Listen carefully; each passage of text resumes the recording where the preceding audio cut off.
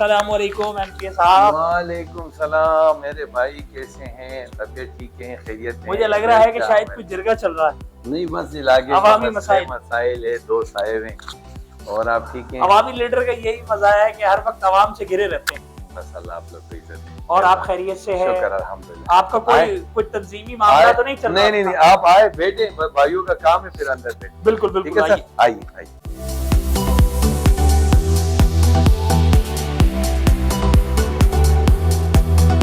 Average का बहुत बड़ा इश्यू है भाइयों का, तो उसी में लगे हुए हैं ताकि हल हो जाए।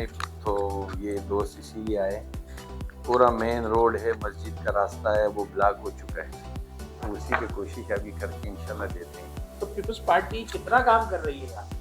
काम ही तो पीपल्स पार्टी करती है, इसके अलावा कौन काम करता है? लोगों ने वोट दिए, हम अवामी नुमाइंदे हैं, अवाम के दरमियान मौजूद है। मेगा प्रोजेक्ट हैं, कुछ स्पेशल प्रोजेक्ट जिन पर काम हो रहा नहीं, बिल्कुल। अभी हमारे एक 36 इंच का बहुत बड़ा लाइन जमाल मस्जिद से लेके गबोल कोट तक, मुला करीम मस्जिद तक जो है वो डलवा दिया। आगे इलाके की भी तकरीबन बहुत सारे सीवरेज के काम हैं। फिर हम चाह रहे हैं कि यहाँ जमाल मस्जिद से लेके बंगाली मोड़ तक 48 इंच का लाइन डलवाएं। तो जब वो होगा इंशाल्लाह इनका मसला हल हो जाएगा। तो इंफ्रास्ट्रक्चर का मेजर मसला है आज, जिससे पब्लिक परेशान है। असल में मसला ये है कि कुछ लाइनें बहुत पुरानी डली हुई है, जहाँ कोई आबादी होती नहीं थी। तो अब अल्हम्दुलिल्लाह आबादी भी बढ़ गई है, लोग बढ़ गए हैं, सीवरेज का यूज़ भी ज़्यादा है, पानी का भी ज़्यादा है। 2-3 फ्लोर जो हैं घर बन चुके हैं, तो इसलिए वो पुराना लोड अभी बर्दाश्त नहीं हो रहा है सीवरेज के मसलों का जितना भी है। तो उसी में पीपल्स पार्टी लगी हुई है। जो 36 इंच और 48 इंच जो हम डलवा रहे हैं, तो इंशाल्लाह ये इतना बड़ा काम है कि आइंदा 25-30 साल तक ज़रूरत नहीं पड़ेगी। और रोडों का क्या हवाले से कोई खास? रोडों का मसला ये है कि देखिए, जब तक आप सीवरेज का मसला हल नहीं करोगे, आप जितने भी रोड को जो है उस पर जितना भी काम करें वो कोई फ़ायदा है नहीं। क्योंकि सबसे पहला जो मेन मसला है बड़ा, वो है सीवरेज का, और सीवरेज के साथ पानी की लाइनें। अब अगर हम एक जगह सीवरेज डालें, फिर उसके ऊपर रोड बनाएं, फिर बाद में पानी के लिए खुदाया हो, जिस तरह एक दिन टिकटॉक में चल रहा था, बोलते ये रोड में फिर बनाऊंगा, बोलते क्यों? बोलते सीवरेज डालूंगा, फिर पानी की लाइनें डालूंगा, फिर गैस की डालूंगा, फिर तो इस तरह का actually you are proper track के पहले सीवरेज पानी की लाइनों को कंप्लीट कर लिया जाए एंड देन रोड। इंशाल्लाह ऐसे ही होगा। पूरा हल्के को इंशाल्लाह बनाएंगे और हल्के में तब्दीली आएगी, अल्लाह ने चाहा। तो आप समझते हैं कि लोगों को उसका आउटकम कब तक मिल जाएगा? ये अभी कुछ काम अभी हमारे हो रहे हैं, तकरीबन 1.5 साल लगेगा। आगे हमारा जो जून जुलाई का बजट है, उसमें इंशाल्लाह हम बहुत सारा काम कर लेंगे। तो आप समझ रहे हैं कि हम बदला हुआ हल्का आपका देखेंगे बिल्खुसूस? इंशाल्लाह बहुत फर्क आएगा। अभी भी बहुत फर्क आया है, बाद में भी आएगा। देखो, मसले तो हल करने वाली ज़ात अल्लाह ताला की है। कभी भी 100% कोई भी काम नहीं होता, लेकिन सिंध गवर्नमेंट अपनी कोशिश करती है। मेन मसला ये है कि एक बंदा आप जब परेशान हो के आपके पास आता है, आप उसके लिए फ़ोन करते हो, बात करते हो, कुछ ना कुछ, तो तकरीबन आधा मसला उनका सोल्व हो जाता है। तो आधा जब ऐसे सोल्व होता है, तो आधा इंशाल्लाह फिर हम आगे जैसे बजट वगैरह हमारे आएंगे, उसमें फिर हम इंशाल्लाह पूरा काम कंप्लीट करके देंगे। एक पीपल्स बस सर्विस का जो हमने इधर आवाम से भी वादा किया था, और ये आवाम की बहुत बड़ी डिमांड थी और ख्वाहिश थी। इसके बाद यहाँ पे एक जो है नादरा का ऑफिस। तीसरा बात ये है कि यहाँ पे जो है हॉस्पिटल, कोई ऐसा बड़ा हॉस्पिटल नहीं है जिसके लिए मैं लगा हुआ हूँ। तो इंशाल्लाह हॉस्पिटल हुआ, नादरा का ऑफिस हुआ, या पीपल्स बस सर्विस हुआ। इसके अलावा आपको जो इमरजेंसी में जो कार्डियो के लिए जो एम्बुलेंस होते हैं, वो भी इंशाल्लाह बहुत जल्द यहाँ गुलशन मेमार में हम लेके आ रहे हैं। तो बहुत सारी इंशाल्लाह चेंज आएंगी और हम काम कर रहे हैं। अच्छा, ये बताएं कि बहुत सारी ख्वाहिशात में कोई शख्सियत इंस्पायर भी करती है, जैसे कि ज़मानत तालिब इल्मी में आपने एक भुट्टो साहब का तो बताया, इसके साथ साथ भी बहुत सारी ऐसी शख्सियात होती हैं, जैसे कि कोई रिलीजियस लीडर हो सकता है, कोई सोशल एक्टिविस्ट ऐसा हो सकता है, تو کیا خواہش رہی کہ اس سے کبھی ملاقات ہو، یا وہ پسند ہے، یا وہ ٹی وی پہ آ رہا ہو، یا کہیں کسی تقریب میں مل گیا ہو تو علی احمد جان خود چلا جائے ان سے ملنے کے لیے کہ جی آپ کا تو میں بہت دنوں سے متمنی تھا؟ اصل میں اب مولانا فضل الرحمان صاحب بھی جو ہے ایک مذہبی اور سیاسی لیڈر ہے، اور وہ اپنے مذہبی معاملات کسی نہ کسی طریقے سے وہ منوائے لیتے ہیں، تو ان کو بھی میں بہت لائک کرتا ہوں۔ اور جو ہمارے پختونوں کے لیڈر ہے بادشاہ خان بابا، جو خدائی خدمتگار تھے، اور اس کی جو باتیں ہیں وہ ابھی وہ چیزیں ہمارے آنکھوں کے سامنے آ رہی ہیں کہ وہ کس طریقے کی شخصیت تھے، اور ایسی لوگوں کو جو ہے اس ملک کی بہت زیادہ ضرورت ہے۔ تو بادشاہ خان بابا کا میں بہت زیادہ قدر اور عزت کرتا ہوں، مگر ابھی عوامی نیشنل پارٹی وہ پارٹی نہیں رہی، لیکن بادشاہ خان بابا کا میں بہت زیادہ قدر اور عزت کرتا ہوں کہ انہوں نے پورے پاکستان اور پختون قوم کے لیے بہت کچھ ان کو سکھا کے وہ چلے گئے۔ بھائی کیا یہ عوامی مرکز ہے، یہ آفس ہے، یہ پبلک سیکریٹریٹ ہے، یہ کیا ہے؟ یہ میرے پیارے بھائی ایسا کرتے ہیں، یہاں جب ہمارے حلقے کے دوست احباب آتے ہیں تو یہاں پہ بیٹھتے ہیں، جب زیادہ دوست ہوتے ہیں تو میں ان سے یہاں پہ میٹنگ کرتا ہوں، اس کے بعد پھر یہ ہمارا جو ہے آفس ہے، ادھر پھر ہم بیٹھتے ہیں۔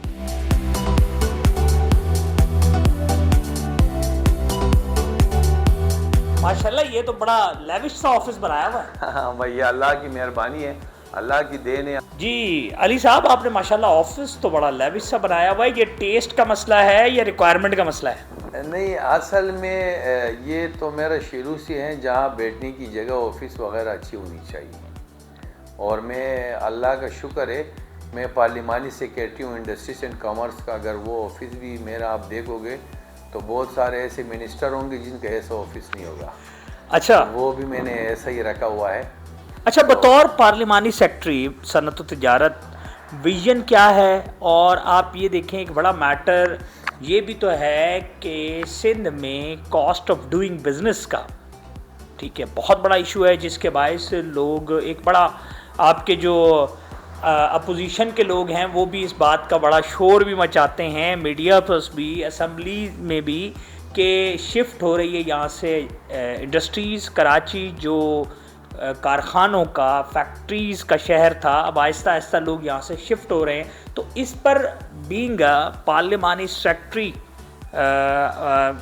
کامرس اینڈ انڈسٹری، میں آپ کو ایک بات بتاؤں، جیسے پچھلا دور تھا ایم کیو ایم کا، تو آپ دیکھتے تھے کہ کئی فیکٹریوں کو جو ہے وہ بتے کی پرچہ دے کے، اور بلدیہ فیکٹری میں کئی سینکڑوں لوگوں کو جو ہے زندہ جلایا گیا۔ مگر اب الحمدللہ جب سے پاکستان پیپلز پارٹی اقتدار میں ہے اور منسٹریاں پیپلز پارٹی کے پاس ہے، تو آج تک اللہ کا شکر ہے آپ نے کبھی یہ نہیں سنا ہوگا کہ اس فیکٹری کے مالک کو کسی نے بتے کی پرچی دے دی یا کسی نے زبردستی بند کرا دی۔ اب الحمدللہ شہر کراچی ایک پرامن شہر ہو گیا ہے، اور میرے پاس اس وقت فگر ہے نہیں کہ میں آپ کو بتا سکوں، کئی سینکڑوں فیکٹریاں جو ہے کراچی میں اور کھل چکی ہے۔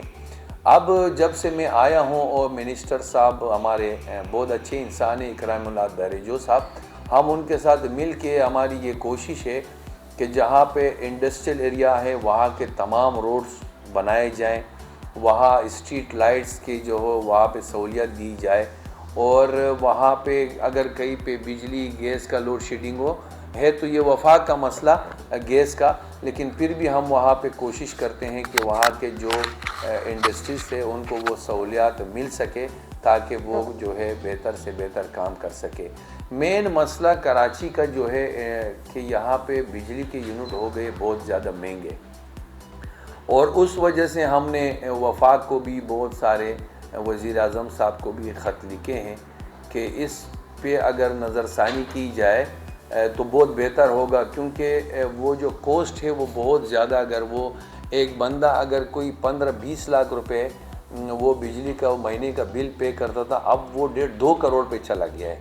تو اس وجہ سے جو ہے تھوڑی سا مسئلہ ہے، اور تیسرا مسئلہ یہ ہے کہ ہماری یہ کوشش ہے جو اسمال انڈسٹریز بنی ہوئی ہے وہاں پہ روڈوں کا نظام نہیں ہے, وہاں پہ سیوریج کا نظام نہیں ہے. ابھی بہت سارے جگہوں میں ہم نے کام شروع کروائے ہم نے منسٹر صاحب نے مل کے, تاکہ وہ بہتر ہو اور ایک ہر کوئی بندہ جو ہے اپنے یہاں پہ اپنا ایک کارخانہ بنا سکے اور اپنے بچوں کو روزگار دے سکے. مگر علی صاحب یہاں یہ چیز بھی ملحوظ خاطر رکھے نا, جو چیزیں وفاق کے ذمے ہیں, آپ کہہ رہے ہیں کاسٹ آف ڈوئنگ بزنس میں میجر رول جو ہے وہ الیکٹریسٹی کا ہے, گیس کا ہے, مگر اس کے ساتھ ساتھ ایک بڑا میٹر پانی کا بھی ہے, لا اینڈ آرڈر کی سچویشنز کا بھی ہے.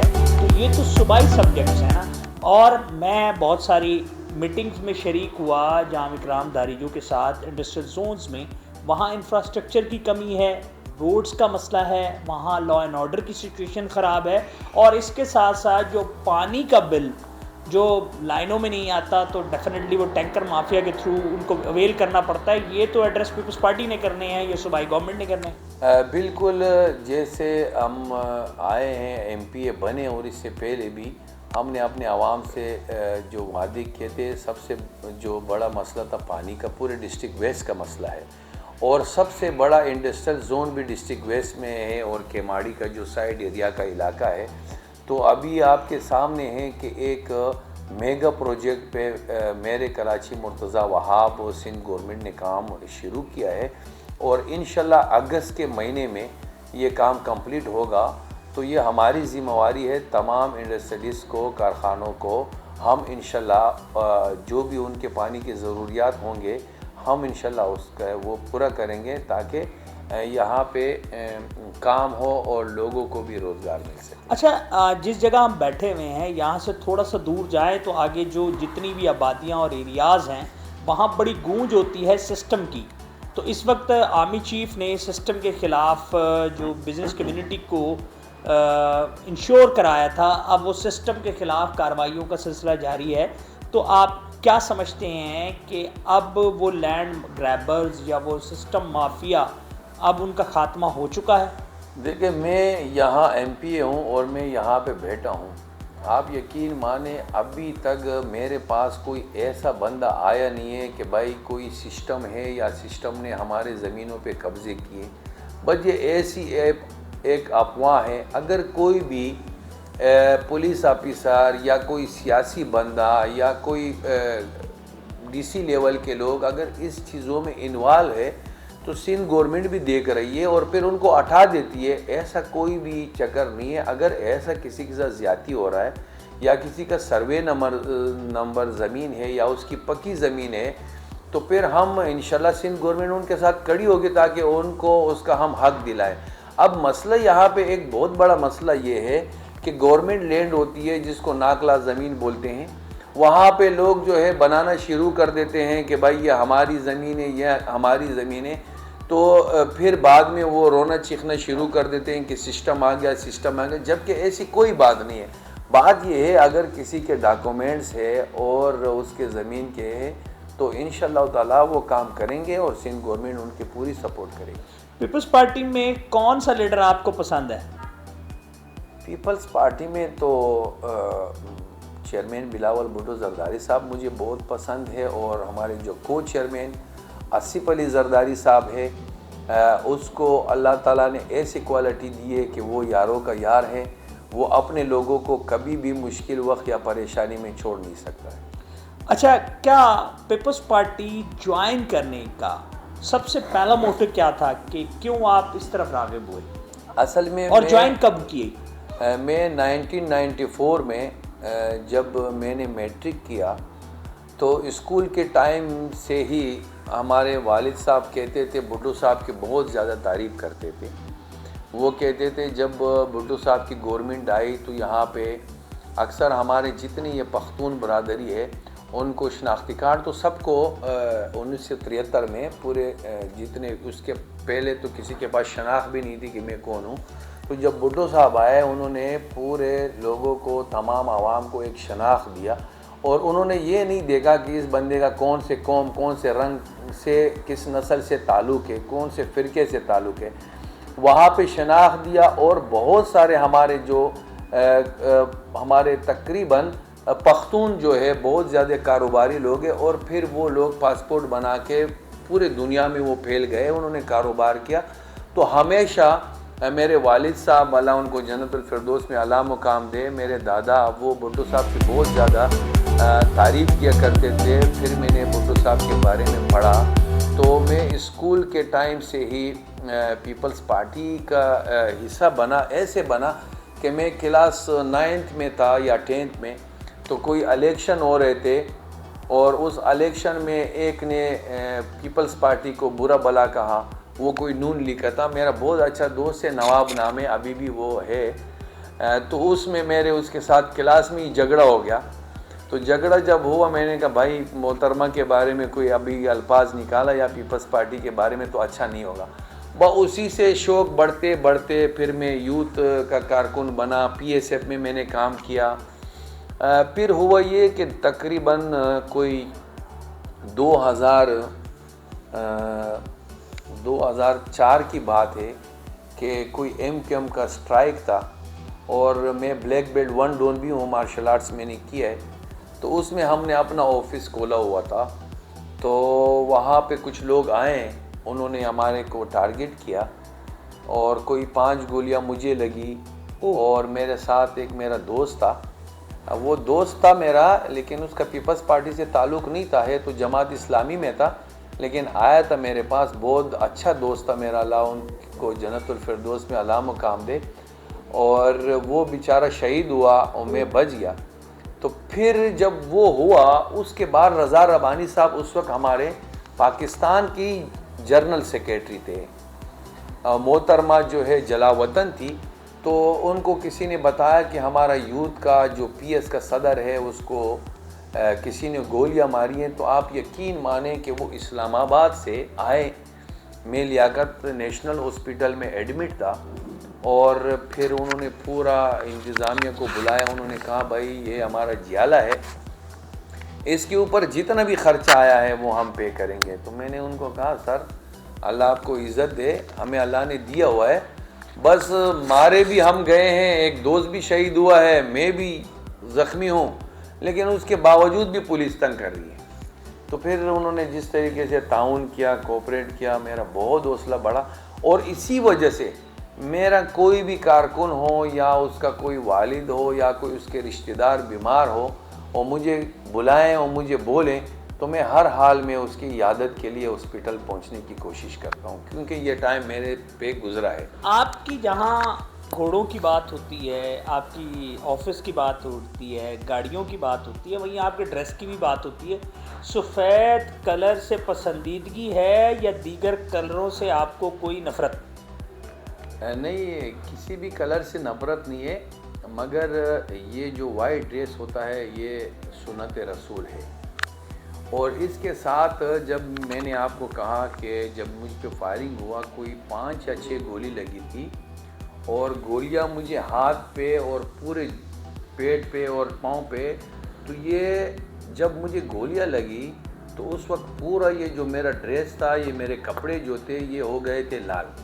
تو اسی دن میں نے کہا اس میں بہت مزہ ہے کہ جب تک انشاءاللہ ہمت ہے تو وائٹ کپڑے ہی پہنوں گا، کیونکہ ہمیں بنے ہی ہمیں تو ہماری خواہش ہی یہی ہوتی ہے کہ اللہ تعالیٰ کرے کہ ہمیں شہادت کا رتبہ ملے، تو اس لیے وہ ڈریس پہننا چاہیے کہ جس میں واضح گولیوں کے اور خون کے نشان واضح نظر آئیں۔